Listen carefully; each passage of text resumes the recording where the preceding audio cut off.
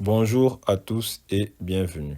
Comment réussir à se faire embaucher à un poste pour lequel l'anglais est un prérequis alors que votre niveau d'anglais n'est pas excellent?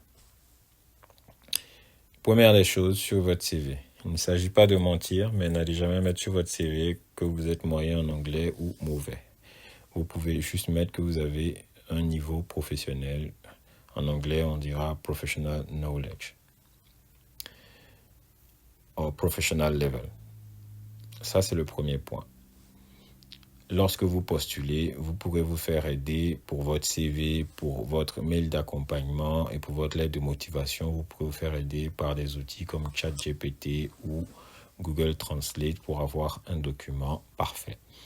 Lorsque vous avez des échanges de mails avant le recrutement, également, vous faites la même chose.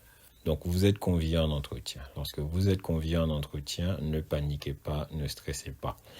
Ce qu'il faut faire, c'est bien retravailler, lire la job description, la fiche de poste, identifier les principaux points de ce qu'on attend de vous et préparer de votre côté 3 à 4 réalisations significatives, idéalement chiffrées relatives au poste.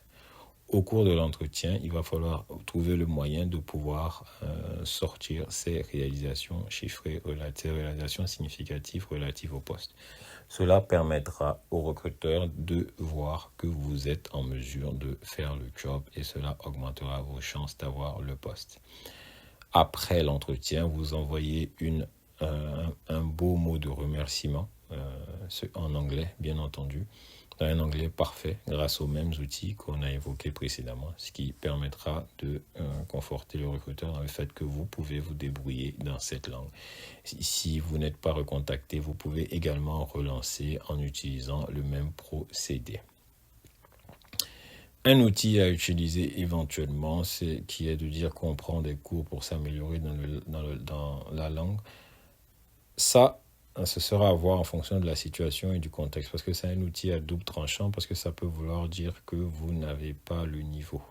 Et que ça peut vouloir également dire que vous n'avez pas anticipé le point, que c'est maintenant que vous savez que vous êtes sur un tel poste que vous êtes en train de travailler dessus. Donc cela nous amène au point comment travailler justement votre niveau d'anglais. Travailler votre niveau d'anglais ne vous demande pas d'être bilingue dans le contexte professionnel. Donc ce que vous pouvez faire, c'est aujourd'hui vous avez des moyens, vous avez des outils à travers Google en fonction de votre domaine de compétences de trouver les expressions et les mots les plus utilisés. Donc vous allez vous travailler dessus, ce qui vous permettra d'avoir au moins une connaissance professionnelle dans votre domaine et de pouvoir vous en sortir. Merci pour votre attention et bon courage.